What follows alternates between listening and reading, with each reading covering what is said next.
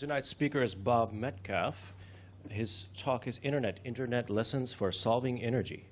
Bob is the founder of 3Com. He's partner at Polaris Ventures. He's a co-chair for the Networks and Computing Systems track at Singularity U. His company created PowerPoint, but this is the first PowerPoint presentation Bob has ever given. And, oh yeah, he invented the Ethernet protocol. Bob? Okay, thank you.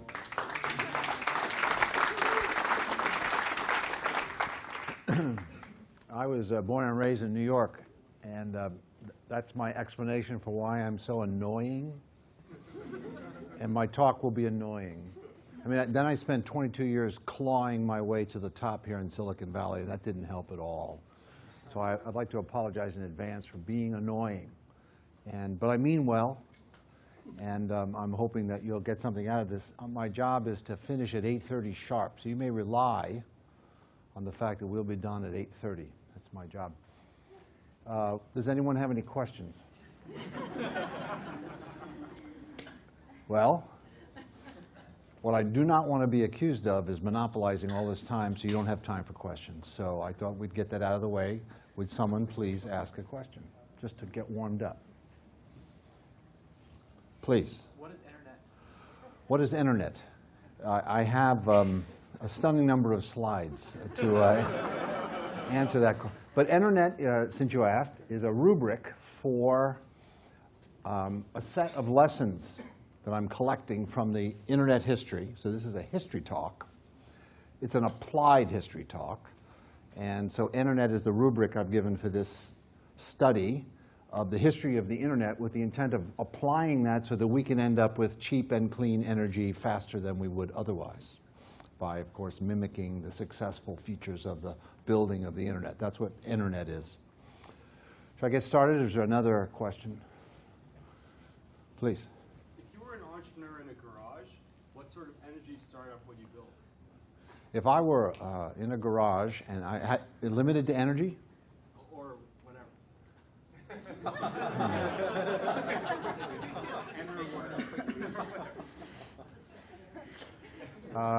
If I had more time and I were an entrepreneur in a garage, I would start a nuclear reactor company.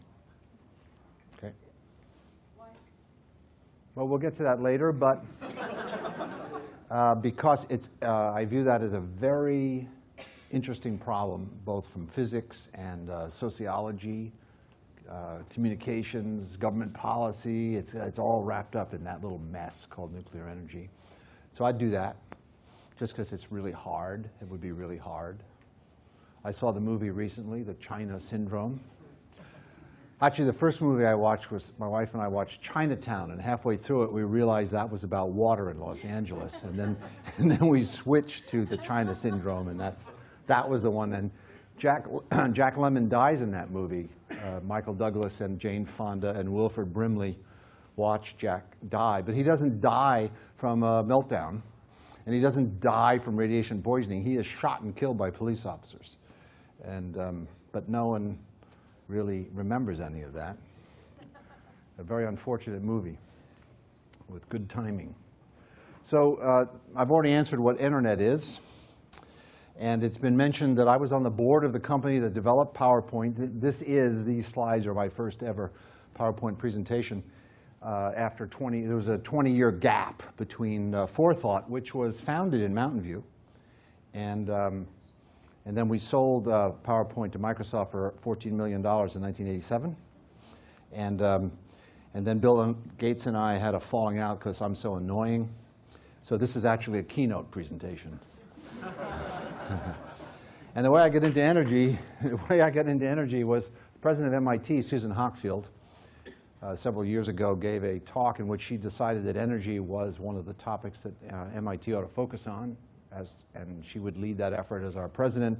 And being what we call a team player and a alumnus and a trustee, I decided to get into energy. And that's how that happened. But of course, my day job is a venture capitalist.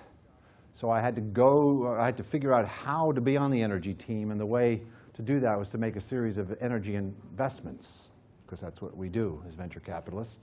This is our portfolio, and being a venture capitalist, I should now speak for the next hour about this portfolio. That's what we do. We tout our portfolio. After we make the investment, then we tout the portfolios. But I don't plan to do that at all. But just to show, this is my day job. This talk, however, is my hobby. So one thing I've noticed about the internet is that we use the internet to build the internet. So I think we should use the internet to build the Enernet, that is, to solve energy, that is, to provide the world with an abundance of cheap and clean energy. And I'll return to that controversial point in a moment. I said abundant energy. And that's not the mindset. It's the sort of the first annoying thing I'm going to say, is if the internet is any guide, we're going to have abundant energy, not less of it. So we can use the internet to solve energy. Well, because of the gift of collaborative intelligence that it's given us, we now have this huge collaborative intelligence tool we never had before. We can now apply all these brains, 6 billion brains, to the solving of energy. We can use the internet as a substitution for transportation, and carry our bits around instead of our atoms and save all that energy there. That would help. We can, and I'll return to this point later, or we can use the actual architecture of the internet as a model for the architecture of how we're going to solve energy.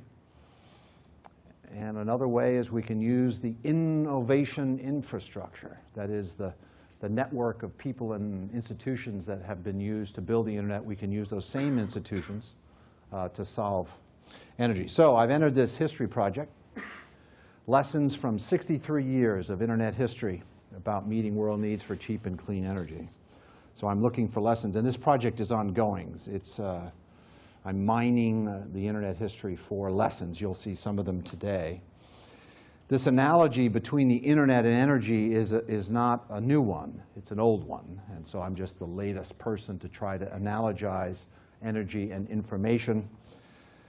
And by the way, I'm going to go through these slides very quickly, and you can have them later. You could have had them in advance. They're all in a PowerPoint with all my speaking notes. Did you know in Keynote you can put notes with your slides? I just discovered that recently. So now, is there a question? Or a comment? Please, someone. It would be good to have a comment or a question at this time. Yes? Why is the internet the right model?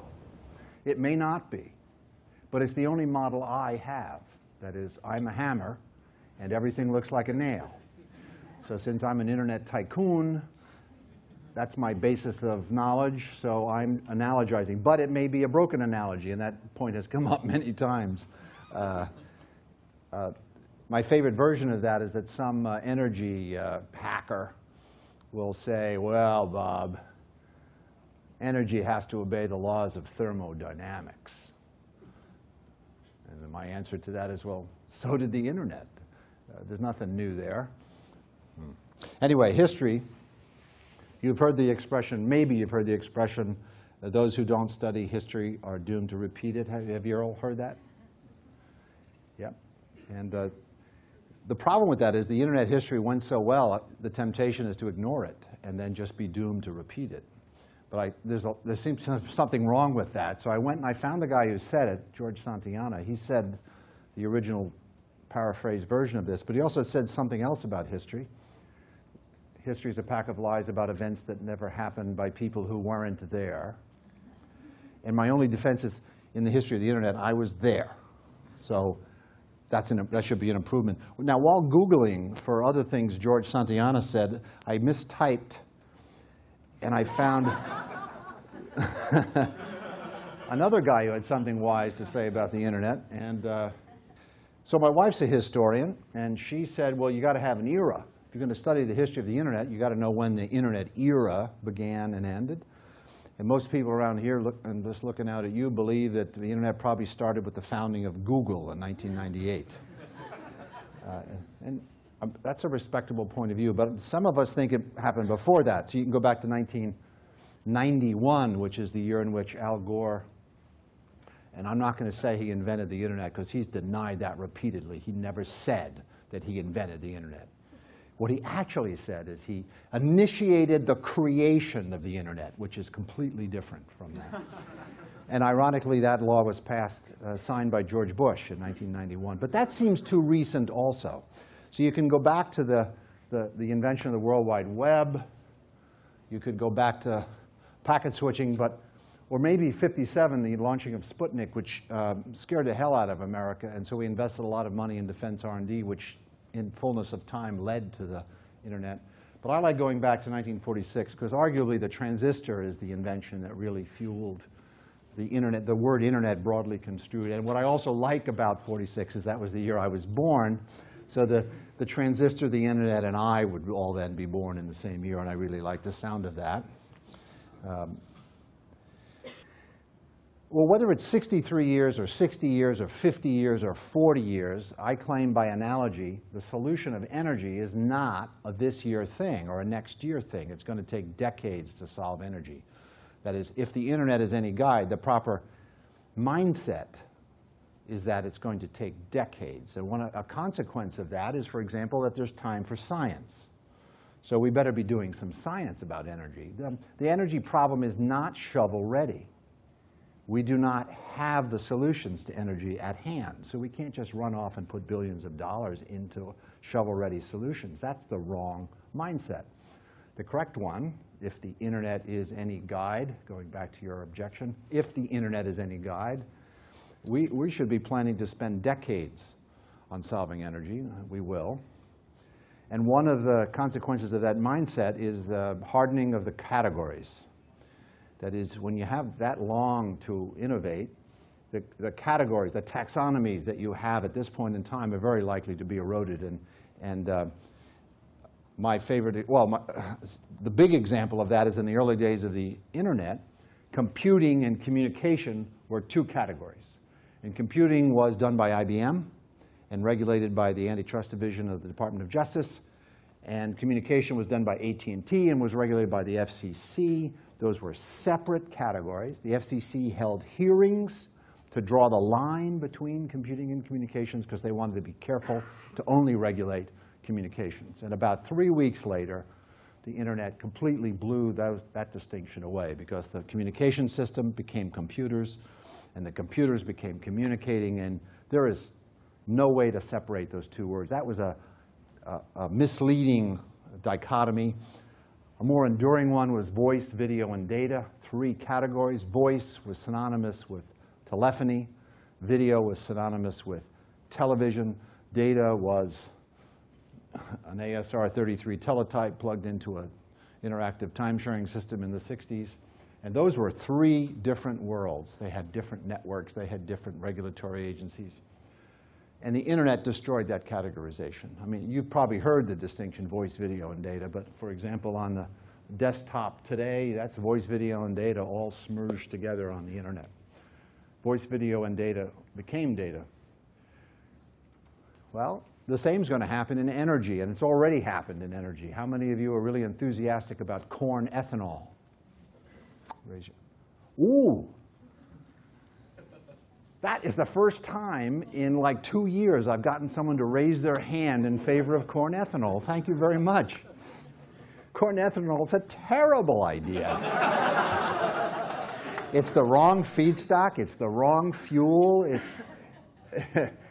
And the folly in it, I claim this is an example. Excuse me, I didn't mean to embarrass you, but I did. Yes, I did.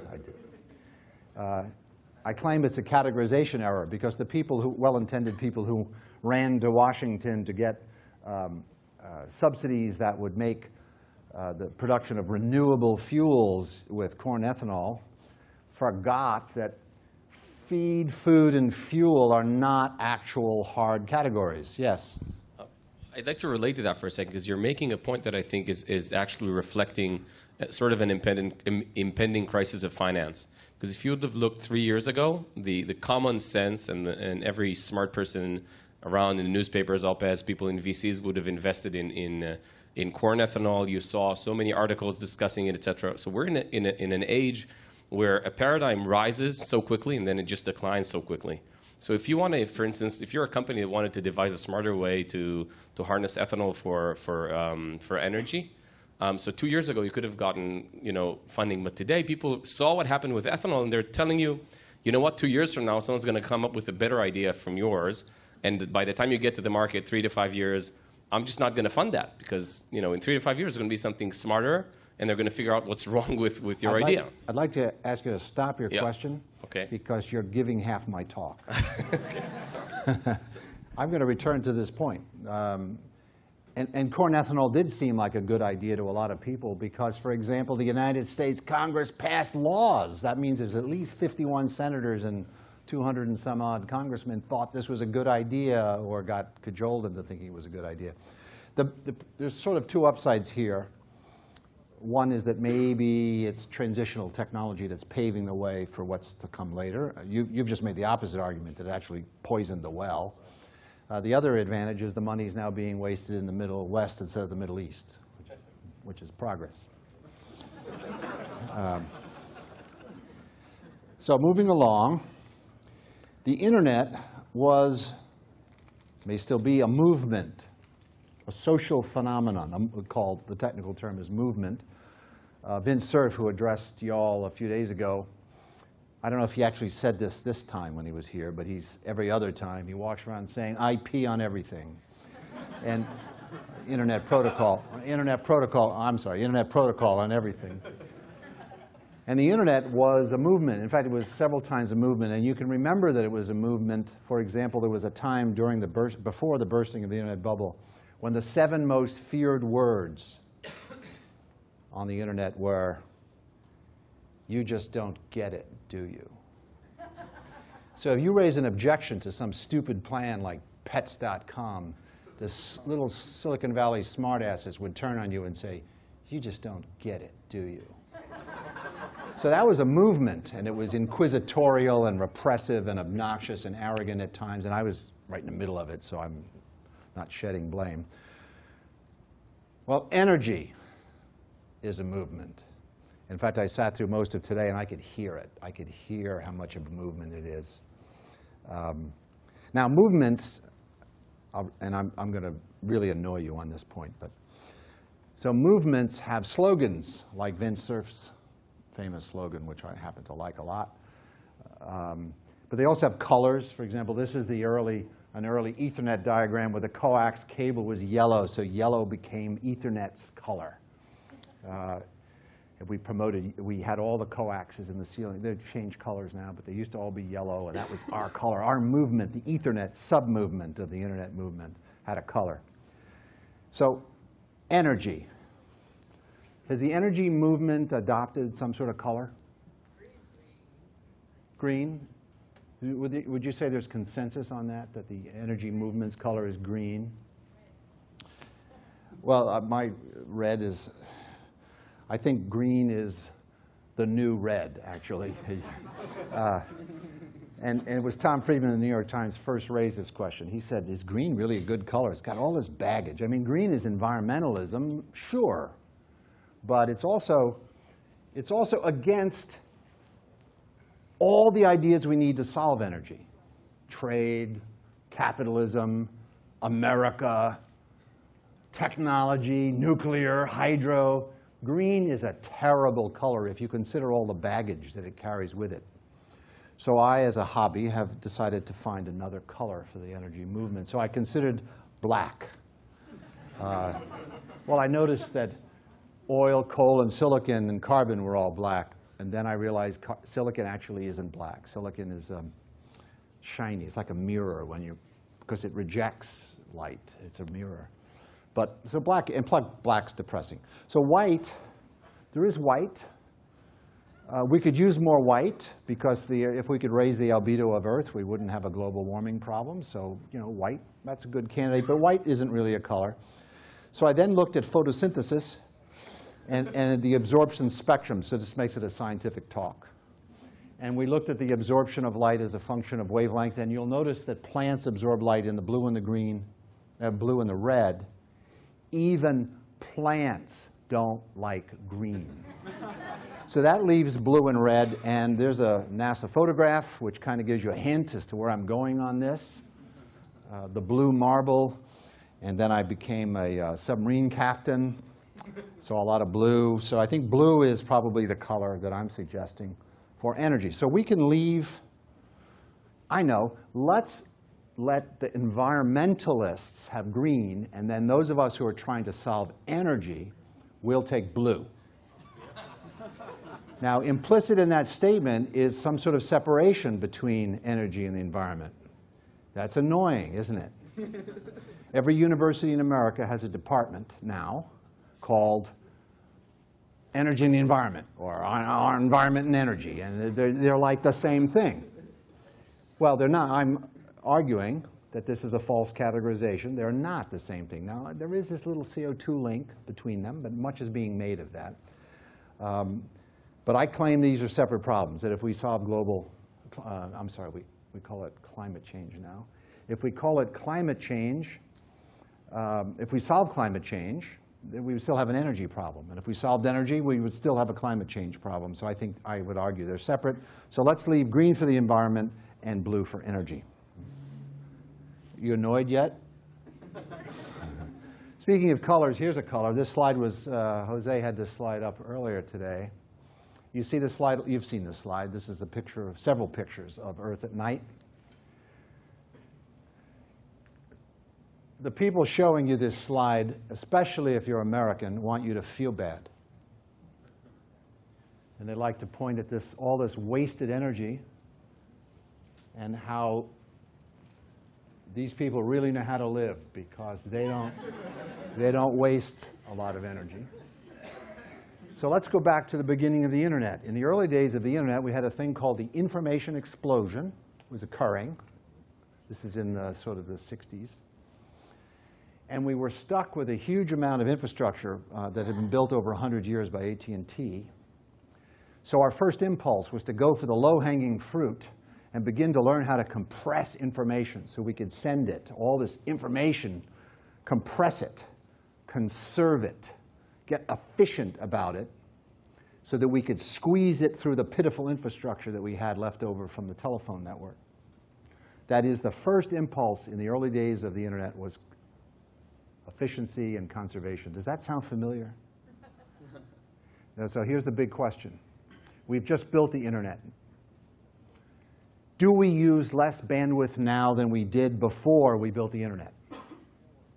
Like half. No. Do we use like 50% more bandwidth than before the internet? Do we use double? Do we use 10 times? Who knows what the number is? It's probably 1,000,000 times more. So, going out on the limb again, if the internet is any guide, when we solve energy, we're going to be using more of it, not less. In fact, the term I like is we will have a squanderable abundance of energy when we're done. Now, if you weren't annoyed until now, you should really be annoyed. Because the entire mindset, I find, of the energy, of the green energy movement is that somehow we're going to use less energy. But I claim, by analogy with the internet, that when we're done, we're going to be using more, a lot more. We will have a squanderable abundance. Now, does this mean I think efficiency is a bad thing? No. This is my new car. I traded a 12-cylinder Mercedes for this 3-cylinder Mercedes. And that's not my wife. My wife is better looking than that. But that is exactly my car. It's my midlife crisis car. It's a red convertible. I am already dissatisfied with the mileage. That car gets about 38 miles per gallon, and it's not enough for me. So I'm looking for the next car to get. Of course, the car I'm interested in getting might look like one of these. This is a bit of a digression, but the internet's going to help us do robo-transport on demand. Since I'm in the Valley, you know user interfaces, you know how we complain about the user interface of Windows? It's terrible, or Unix, terrible. Here's a user interface for you. You put your hands on it like this, and you get up to about 60 miles an hour, and then if you go like, just go like this, you kill your entire family. So that is a user interface that needs attention. So In my lifetime, in my lifetime, and mind you, I'm only at my midlife crisis. So that gives me 63, in the next 63 years, we will no longer have driver's licenses. We will no longer have to go to the DMV over there on California Street. I think that's the street, because we will have robo-transport. Now, one of the, over the decades, another thing that's happened, and this is akin to hardening of the categories, is that the conception of the internet has changed. When I first joined the internet, the dominant mode of computing was punch card computing through mainframe batch processing, which I refer to as cellulosic computing.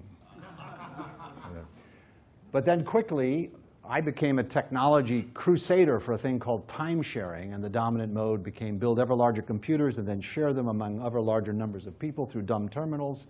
And then that got blown away, and personal computer came along, and you could do stuff like that. And now we're getting disrupted again by these little computers. So over that time, our conception of what we were building has changed dramatically, and that's only in 30 or 40 years. So we can expect a lot more of that in energy. One of the big surprises, so we can expect surprises, and this is a particularly embarrassing surprise to me. In the original ARPANET, we had to report to our sponsor where the traffic was going as we learned to use those packet switches. This is the guy who actually built the internet, Frank Hart from Bolt, Beranek and Newman. This is the first packet switch called the IMP. And it had 4 ports on it. That is, to be just really overkill, they thought they'd put 4 ports on the packet switch so that no matter how many computers you had, this could handle it, up to 4. And then we had to report to ARPA the traffic that was going through this packet switch. And there was this embarrassing thing that happened every month. The amount of traffic going from MIT to Harvard was the number of traffic going from MIT to Stanford. You go down the list. I was at MIT. The biggest row on that table was all the traffic going from MIT to MIT. And we called that incestuous traffic, which is a pejorative, because we weren't building the ARPANET in order to connect the computers in the same building. We were intending to connect them across the United States. So we never reported the incestuous traffic, even though it was the dominant traffic. And only a few years later, Ethernet my baby came along, and suddenly I was in the business of carrying packets 100 yards.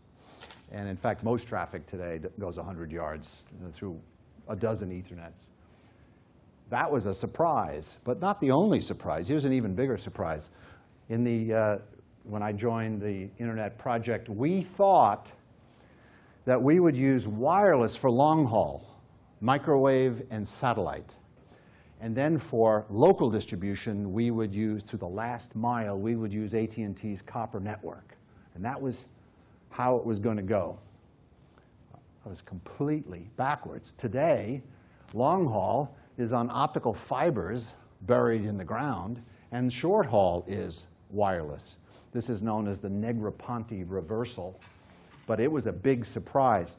I'm just making the point that there are going to be surprises in energy. Please do not think that you have a 92% idea of where energy is going to go in the next few decades, because things like this are going to happen.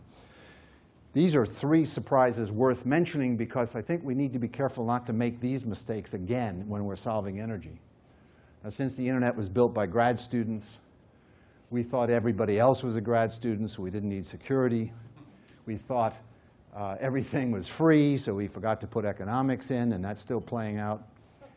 And the goal of, by the way, the goal of the early internet was to carry a 7-bit character across the United States in under a half a second. So you can imagine what video has done to all that plumbing. It just wasn't expected. So these are, these are the 3 major bugs of the internet. And if we're smart, we will learn from history, and we will not recreate these 3 problems again in our solutions to energy. And then there was this surprise, the internet bubble, which burst March 10th, 2000, as I recall. Took everyone by surprise, except me. I wrote a book predicting the collapse of the internet. Since the mortgage bubble has burst, no one remembers this bubble anymore, because it was nothing compared to what just happened. Global warming is stock prices. And they went up and up and up and up, and then on starting March 10th, they went way down, and now they're recovering. Sorry. Global warming is a bubble, just like this one. How do I know?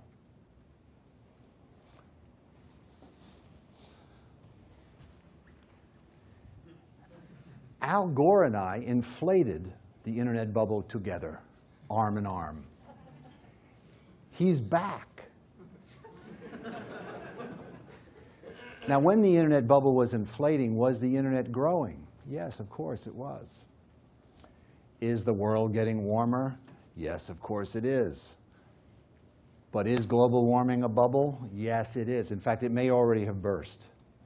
I noticed in today's rhetoric, the word climate change was the preferred phrase. So we've gotten off global warming because that's not worked out quite as we had hoped, and now we're into climate change. There's a bubble here, so you should be careful. And once again, I am not what they call these, I am not a denier. I'm just saying there's a bubble here, and you should be careful. And in particular, venture capitalists need to be careful. And I think the point was just being made. You get all excited about something like corn ethanol and throw a lot of money into it, biofuels in general, and lose a lot of money because of the bubble aspects. The internet had many, many bubbles. Incidentally, I have been recently to the top of Mount Kilimanjaro. These are our tents in the crater there. This is the glacier at the top. It's melting. There's me standing. You see this dark area here? That's a puddle. And that glacier's now, it's only 11,000 years old. The mountain's 100,000 years old. The ice, which is melting, is only 11,000. And this is equatorial Africa, after all. But I just want to include this so I could brag that I had been to the top of Mount Kilimanjaro. So bubbles are good, though. So you shouldn't take my comments to mean that I'm against bubbles. My business is technological innovation, and the status quo is a resourceful and nasty foe, and you need all the tools you need, and bubbles are one of those. Speculative bubbles help innovators break through the status quo. So I'm in favor of bubbles, even though I've just complained about one. Of course, you need to mix metaphors, you need to have a seat when the music stops. Now, one of the things I remember about the internet, especially in 1970, when I started on it, or joined the effort, I went to a lot of meetings, and at no time in those days were we planning to build the internet for YouTube. It never came up. Nothing like YouTube ever came up. And yet, YouTube and its variations and descendants is most of the internet today, the fun parts anyway. So, what are going to be energy's YouTubes? Now, earlier I posited that we're going to have a squanderable, easy for you to say, a squanderable abundance of energy. What might that energy be used for? That is, what will energy's YouTubes be? Now, this is a hobby, and I welcome you can join in this, to think of how we would use energy if we had an abundance of it, a squanderable abundance, like we now have a squanderable abundance of computing and communication. What if we had a squanderable abundance of energy? Well, one use of energy is just general, it's a factor of production in our economy. And Jose was talking about, where are you, Jose? We were talking about, you were talking about those models, the Club of Rome type models. Anyway, there's a bunch of models that simulate economic activity. It'd be fun to see, I'm sure someone must be doing this, is if you take the cost of energy and double it, what happens to the economy? And if you take the cost of energy, say, over a period of 20 years and you reduce it, the price of it by a factor of 10, what happens to the economy? I'd love to know the answer to that question. Actually, I think we just performed an experiment. We increased the cost of energy over the last few years, and now we are in a deep recession. My theory is that that recession was not caused by what they call greed or securitization of mortgage debt, or the cause was housing prices stopped going up because the economy started drooping, and the economy was drooping because it was carrying the burden of all these increased energy costs. So I submit that we have performed the experiment of increasing energy costs, and we don't like the result. There are a lot of, I was up El Camino today looking at all those buildings that are empty and for lease. That was, my theory is, which I'm working on, is that that was caused by energy. So a good use for energy, abundant, squanderable energy, is just general economic growth, which leads to freedom and prosperity.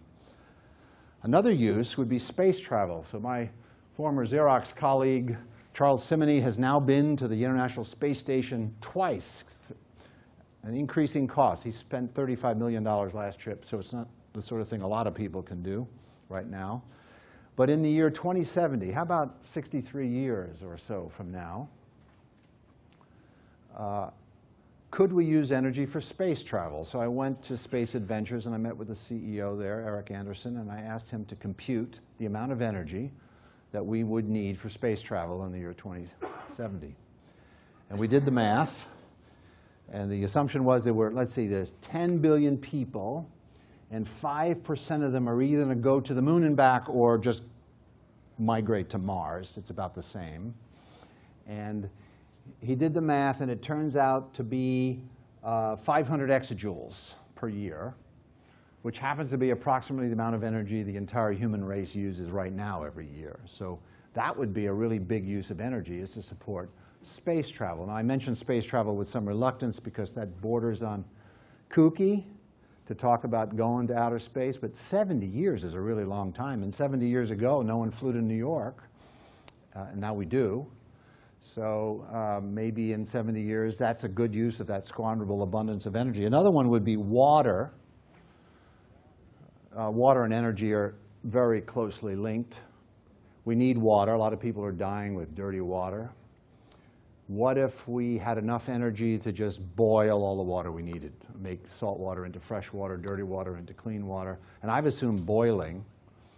So it would take 7.6 times the amount of energy we now use total to boil enough water to give everybody the American standard, 400 liters of fresh, clean water every day. 7.6. Now, geniuses have told me that we're obviously not going to, we don't have to boil the water to clean it and desalinize it. We can use osmosis.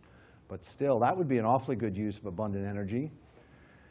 And here's another one. We're so concerned about CO2 in the atmosphere, why don't we just use the energy to remove the CO2 from the atmosphere? So I've run across at least one professor who has a machine that you just put energy in, and it just takes atmospheric CO2 at 38 parts per million and just takes it out and removes it using all that. So that would be a use of energy. Anyway, this is a fun exercise, and I'm not done, and you should play with it. If you had squanderable, abundant energy, what would you do with it? And I've just given you 4 possible answers to that question. Now, one of the things that the Internet had in its history is a number of laws. The most famous, of course, is Moore's Law, from Gordon Moore, just down the street here.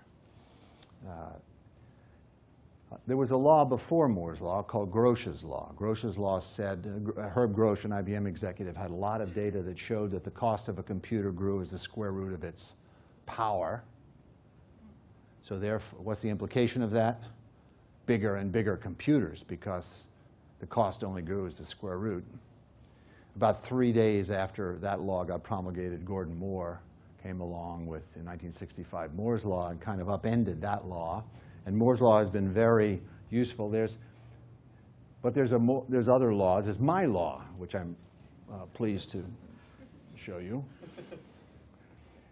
Energy needs some laws, too. These laws, Moore's Law in particular, has been enormously useful as an agenda setter and a pacer for the development of the Internet and its associated semiconductors.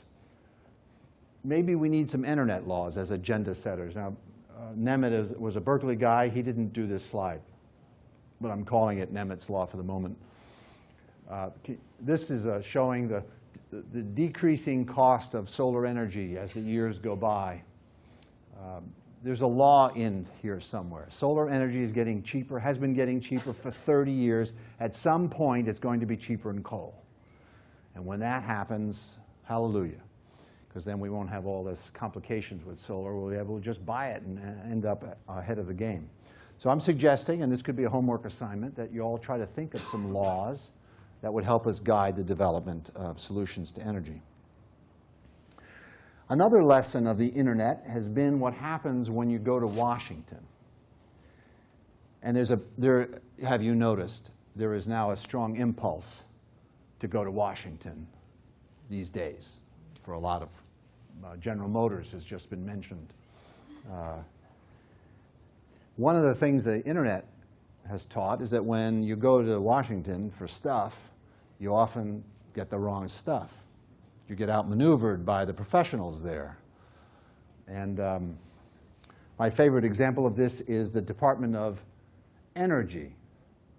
The Department of Energy and the Nuclear Regulatory Commission were both created in the late 70s during the Carter regime.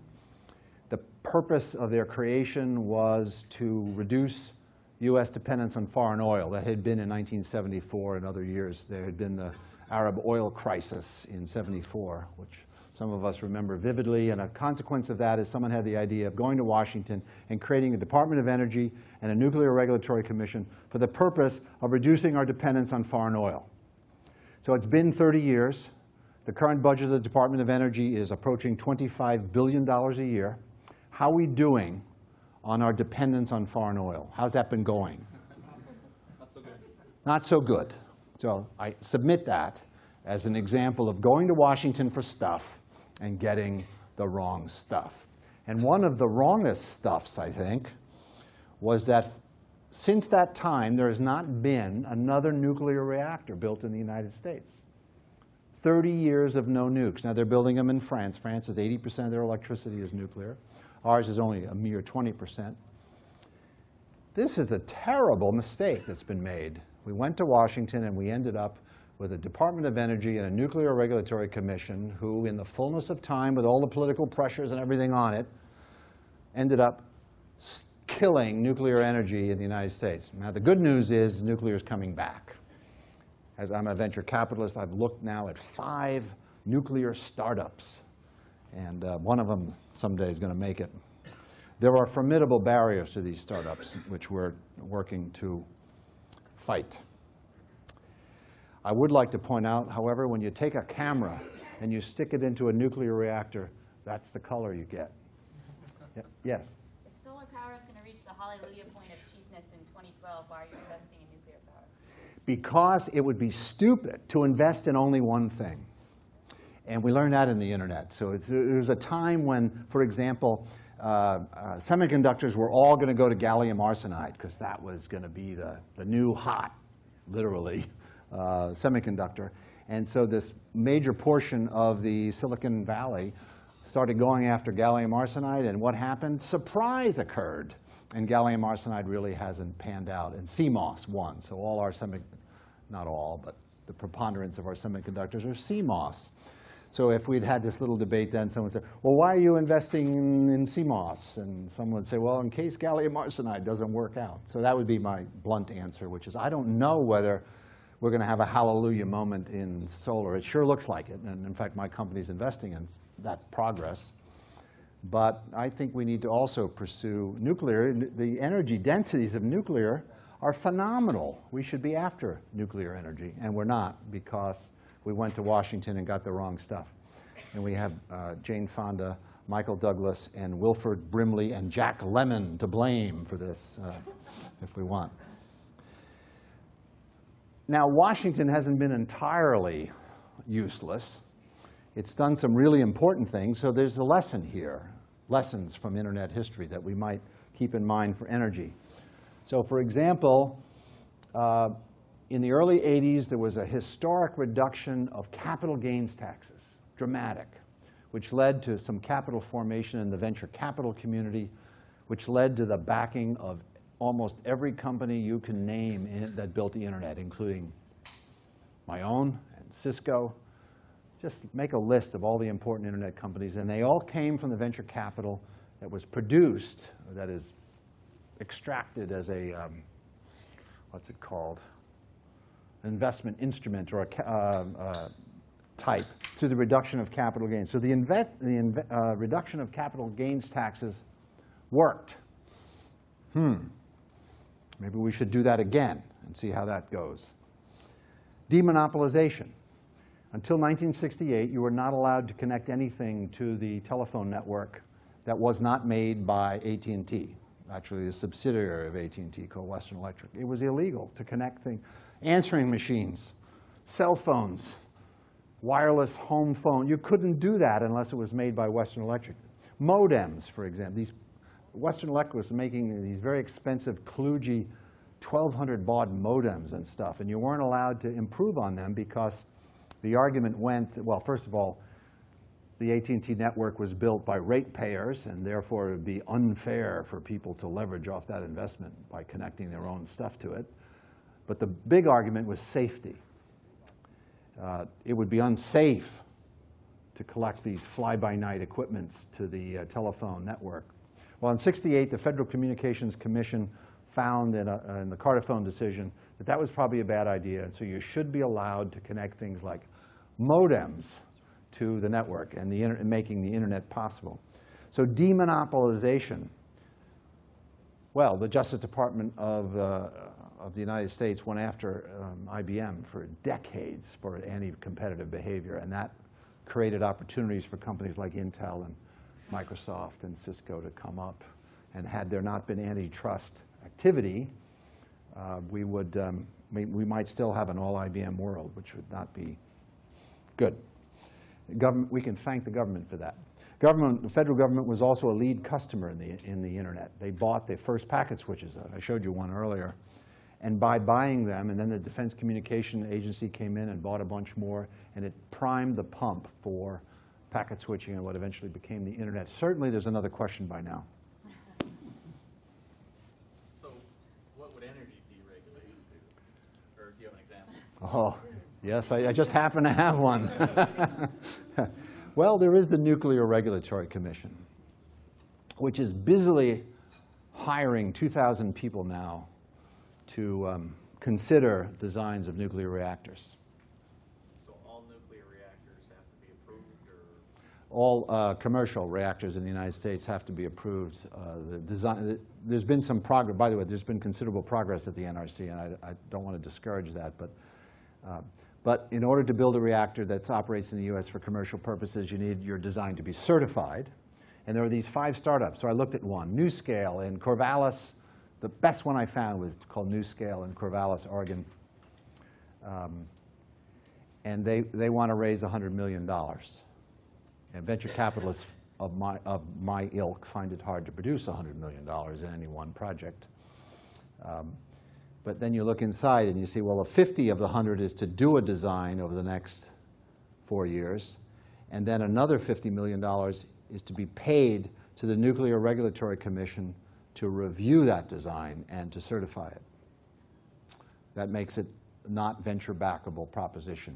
By the way, there are some venture capitalists looking at this, and some have even invested, but as a general matter, that kind of capital requirement is killer for your standard Silicon Valley investor. Oh, by the way, there's another factor. The Nuclear Regulatory Commission hasn't successfully approved a reactor that got built in the United States for 30 years. The FDA is in the habit of approving drugs. The NRC is in the habit of not approving new reactor designs. So you'd be stupid to invest in that kind of proposition. There's an agency that needs some work, some regulatory reform. But it goes way beyond that. There are 50 PUCs in the United States, 51 probably. Those public utilities commissions were very difficult. They were an obstacle to the development of the internet. We saw that. And the remedy was to make the FCC stronger, not weaker, because then it could get things done nationwide instead of having every little modem maker chewed to pieces by public utility commissions all over the U.S., wringing their hands over safety and Safety, that always comes up. Safety and ratepayer, fairness, and so on. And so the internet would have been killed if the FCC hadn't accumulated a little power that it could use to, well, the PUCs are standing, of course, in the way of the installation of new transmission lines for the so-called smart grid. I mean, it's just horrible what has to be, all the permits upon permits upon permits. There's regulatory reform that needs to be done there.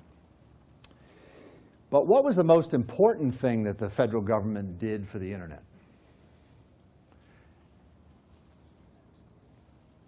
Research. That is, the best spent tax dollars that I saw in my many years of watching the internet grow were monies spent by the feds on research that led to technologies that turned useful in the internet. So we should, as I mentioned earlier, have some research in energy. So where should that research be done? That question arises. I'm going to annoy the rest of you now, those of you who are not yet annoyed. Should private companies do research? The evidence is that the only companies that can afford to do research are monopolies. So the Bell system with AT&T with Bell Labs based on the telephone monopoly, and then there would be Watson Labs based on IBM's computer monopoly. Then there would be Xerox PARC based on the copier monopoly.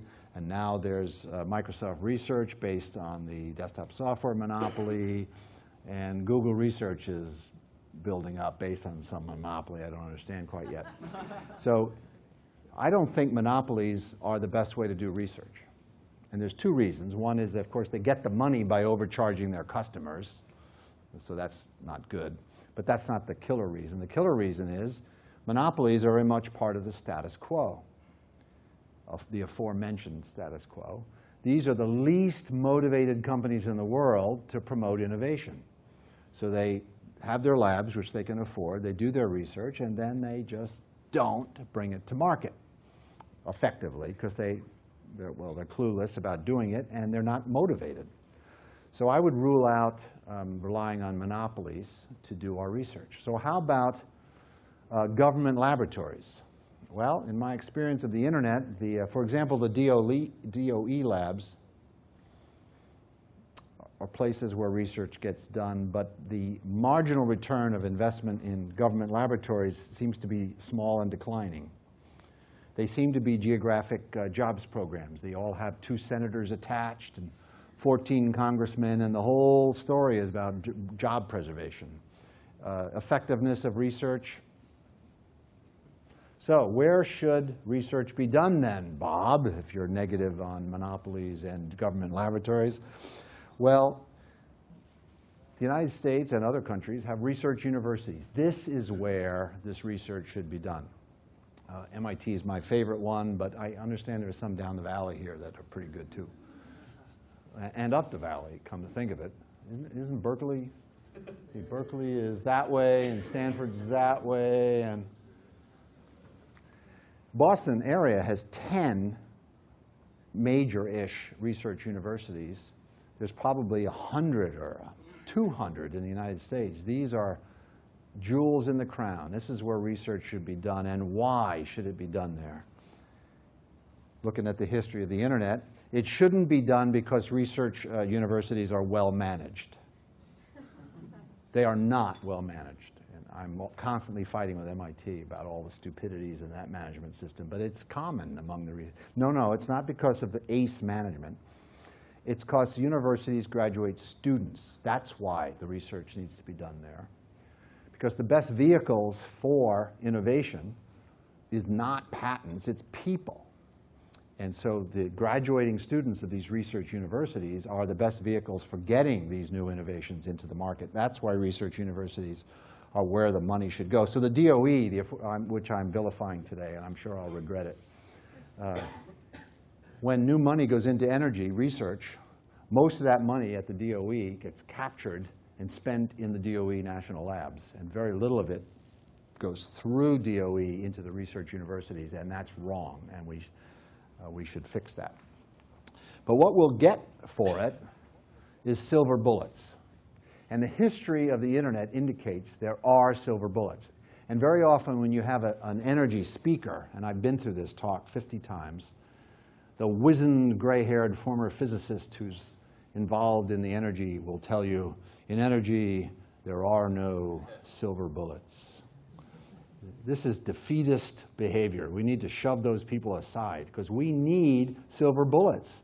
We want to solve energy, and if the internet is any guide, we'll do it with silver bullets.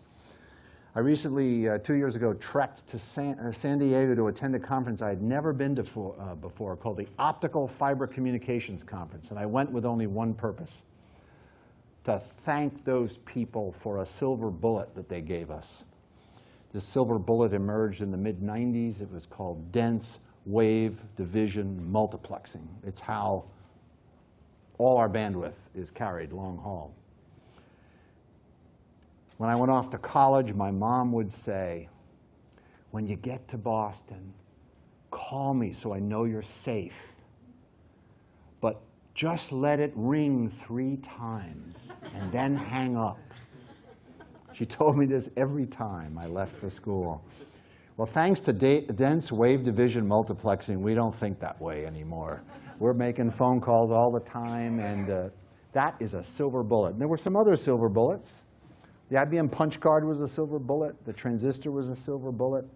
TCP/IP and Ethernet invented in 1973, they were silver bullets. The World Wide Web in 1989, that were a silver bullet.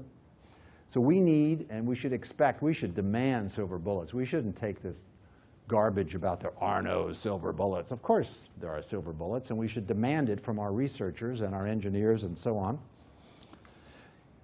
And if the internet is any guide, this is how we're going to bring the fruits of that research and those silver bullets to market. We're going to do it in this model.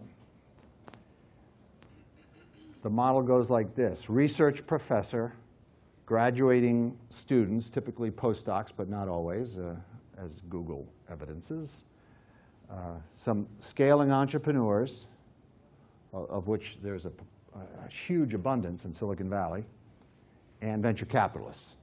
And that seems to be, given the experience in the internet, if the internet is any guide, the winning innovation model. You get the research university producing new knowledge. You get the professor who you don't want to remove from the university. You want to leave him to do something new. But his or her graduating students, then these are the Stanford people. This is the scaling entrepreneur.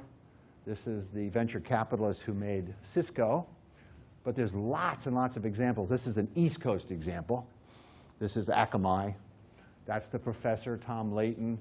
Here's the 2 graduating students. This young man was killed on 9/11 by jihadists, I might add.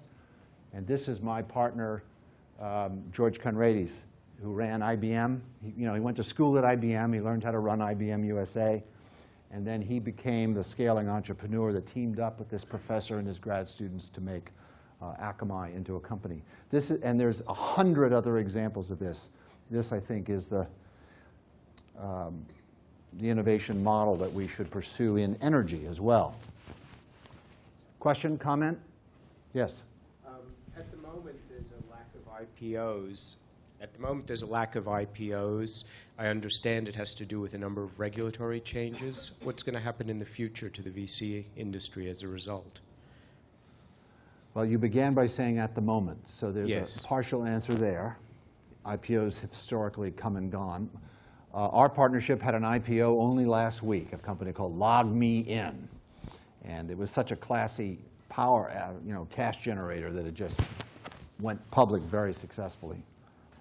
So IPO is going to come back. But you should know that in the venture community, if you care, in the venture community, there's a lot of talk about how we need a new model for venture capital. But I think most of that talk is coming from the 500 venture capital firms that are not going to exist anymore when they run out of their current funds. There seem to be too many venture capitalists, and about 1,000, and about 500 of those are going down the tubes. The trouble is, in venture capital, the tubes are really long. They're like 10 years. So it'll be a while. And those people who are all going out of business are the ones who say, we need a new model of venture capital. Of course, that's a model in which they get money again. I don't think, we'll see, but I don't think venture capital needs to evolve very much. Now, in energy, the current model of energy is not working for venture capitalists. That is, the capital intensivity of energy projects is noticeably large. But the same could be said of drug discovery. It costs $500 million or $1 billion to develop a new drug, and yet venture capitalists have found fertile ground for participating in that innovation realm, that is drug discovery. And how has that occurred? It is capital intensive, like energy, but there's an ecology among the big players in the big pharma, drug companies know how to partner with biotech, how to partner with, put cash into, and eventually buy biotech companies. So there is a whole innovation ecology in which venture capitalists have found a role to play in drug discovery.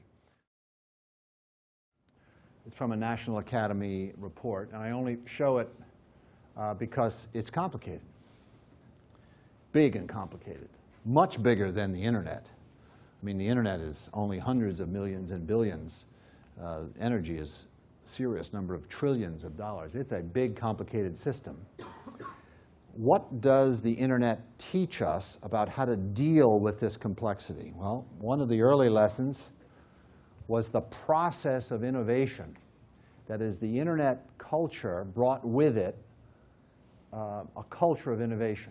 So this is John Postel, who died early, but he is emblematic of that process involving the IETF, for example, and the RFCs, and this whole innovation, and it all took place within 5 miles of here, a lot of it, is this process for experimentation and prototyping and competition and the introduction of architecture. So this is a culture that might be replicated in energy. We would be advised to do that. In the architecture of the internet, there was this layering model. Are you all familiar with the layering model? This is called the 7 layers of the ISO reference. Do they still teach that? Well, if they don't, they should. Because this is an architectural idea that really worked. Basically, it said, we have this complicated problem, which is networking. Let's divide it into these levels, the physical down here and so on. And the way this worked is by dividing the world this way, I, for example, could live a rich, full life at level 1 and 2, while other people like Tim Berners-Lee were having fun up here at level 7. And we could live specialized and effective in our own worlds.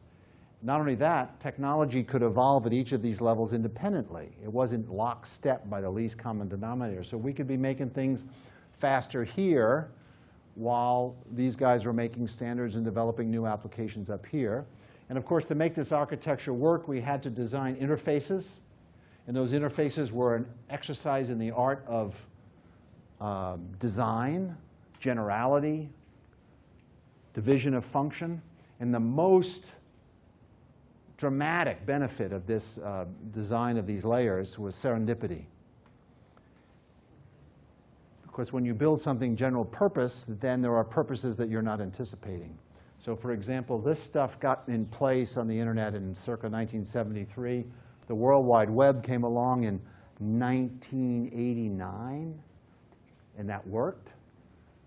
And then Google didn't come along until 1998, and all that stuff is still working, and none of it was anticipated. That is a lot of serendipity, as there will be in energy.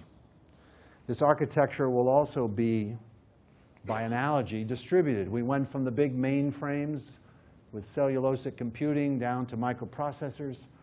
Let's go from the big centralized power plants to distributed energy, distributed solar, distributed wind, distributed nuclear, distributed everything. If the internet is any guide, we're going to pursue distributed. And there's sort of 2 benefits there. One are the intrinsic benefits of distribution technologically, but then there's also the go-to-market benefits of distribution. Ethernet, for example. IBM was the entrenched monopoly in computing. Can you imagine, I don't have to imagine, I tried it, take Ethernet and bring it to the people who buy IBM products and say, you should buy this instead. Non-starter. So the way Ethernet got started was to be distributed. We sold to people who didn't buy IBM products, people who had personal computers, for example. And the IBM salesman wasn't selling, and IBM wasn't competing at that level. So we came in through work groups and personal computers through distribution. We were distributed. Now, the energy industry uses the word distribution. They say, let's build a big coal plant and then distribute the energy out. That's not what I'm talking about. I'm talking about distributed generation of energy and its networking. I've begun to hear this familiar thing now in the smart grid. Have you all heard of the smart grid? It's a buzzword now. Everybody's doing smart grid now. Whatever you were doing before, it's now called the smart grid. And there's this thing I'm hearing now from utilities. We think we need to build a smart grid and it needs to get to every home. But that internet thing is insecure and unreliable, and it doesn't go to enough places. So we have to build an entirely new network. I've heard that before. That's an internet lesson. If there's something wrong with the internet for applications in energy, we should fix the internet instead of starting over with a whole other network. So that's a really easy lesson to learn.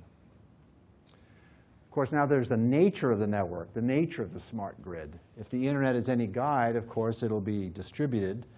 But it's also likely to be mesh because we're not just distributing from a central point. We're not distributing energy. We're going to be exchanging energy.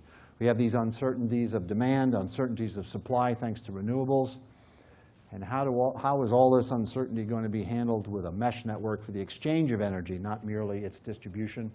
And it will be much more symmetrical. The energy won't be going in one direction. It'll be going in many directions. Another lesson from the internet had to do with synchronization. The old telecom network prior to the internet ran a central global clock. You wanted to put a telephone conversation, you had to get in lockstep with the TDM hierarchy and get synchronized. Does that sound familiar? Today's grid, which I guess we call the dumb grid, is synchronized. You want to put energy onto the grid, you have to come up to speed, you have to establish frequency lock and even phase lock to get into the grid. Well, if the internet is any guide, we're going to desynchronize the grid. And another thing we did is the telecommunication network prior to the internet had no storage. The bits entered the edge and went flying through and came out the other side because they were in a rush. They were carrying telephone conversations. Well, we're going to have to storify the grid, just like we storify the internet. And that was said today, and maybe Jose said almost everything that I'm saying already. But adding storage, what's that? I have said your presentation. Oh, is that how you did it? Yeah. But many kinds of storage, utility scale storage, just like in the internet. You know, there's storage in the servers, there's storage in the switches, there's storage in the local servers in the building, there's storage in your cell phone, there's storage everywhere. So we're going to need, just like we have different kinds of storage for the internet, mag tape, core memories, disks. This is the current, there is storage in the grid. When there's excess electricity, they pump water from here to here, and then when they need the electricity, they run it back through the turbines. This is a really bad idea. So we're now developing new batteries and even hydrogen. There are many kinds of storage. Our own we're investing in compressed air storage of energy, in tiny little lithium-ion batteries for the edges of the smart grid, and water splitting for storing solar and wind energy as hydrogen to recreate into electricity later. So the storifying, if the internet is any guide, we will solve energy by storifying, adding storage to the grid. And then another lesson has to do with lands. For a while there, in the early days of the ARPANET, Networking was a wide area networking activity, as is the smart grid, as is the grid. When we're finished with the smart grid, it's going to have LANs. It's going to have to reach inside of buildings where all the loads are for improving energy efficiency. I'm about to finish, ahead of schedule, I might add, and hopefully you'll have some questions. But here's a list of, going back to the idea of doing multiple things. 1,000 flowers bloom. These are some of the collected thoughts on where I'm thinking that we, in the long list of things we need to be pursuing over decades in order to solve energy, this would be a list of things we need to pursue. So, for example, when I tout nuclear, I'm often asked, well, would you want to do solar? And my answer is, yeah, well, let's do both. Solar and nuclear belong, both of them, toward the top, not exclusively, but toward the top of the list. So this is my list, and this is sort of what the top looks like in my list, based on things, lessons from the internet. And you'll notice the word distributed is repeated a lot. Geothermal, distributed geothermal system in your house, not in Finland, no, Iceland, and so on. Any questions about this, or? Yes, sir. You've raised the questions of the new VC model requirement. In order to invest, you said that there's a convergence, sort of investing in energy is becoming like investing in drugs. What can you say about the incentives today in the market for that? And perhaps there is another law here that if the state makes more money than the private companies dealing with oil, it's not going to work. I mean, America as a government is making more money from tax money, and actually the data is online, I can share it with you, making more money than the energy companies through taxation. So there's actually almost zero incentive for the government to encourage any other type of renewable, as long as they're making more money from the current energy market. The numbers, I think, $1.5 trillion over the last 20 years in government earning. Can you relate a little bit more about, to that? Where are the incentives? What can the government do? And does that even indicate anything, the ratio between government earnings and private sector earnings on energy, on oil energy? You may have already detected, but if not, I'm going to reinforce the idea that I am not an expert on anything relating to the government. So but it can't help, I think. Well, here's a debate. Because CO2 is such a big problem, and the world will end shortly unless we diminish CO2. I'm not exaggerating. I see presentation. The world is going to goddamn end unless we solve CO2 tomorrow. And there's new urgency, by the way. CO2 used to be urgent because the world is going to end. I mean, we had to, because, oh my God, Kilimanjaro is melting, and nonlinear effects, positive feedback loops, it's all going to go boom, and you get a Nobel Prize for that.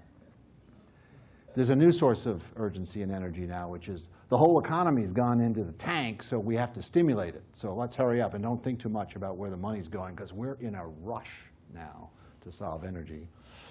So there's this I think there should be a debate about whether it's wise to increase the cost of energy to solve the CO2 problem, right?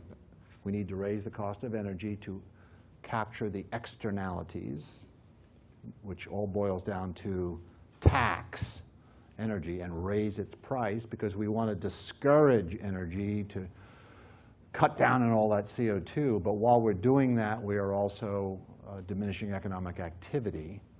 So there's a big debate there, and I am the least qualified person to sort it out for you, but I'm glad you noticed.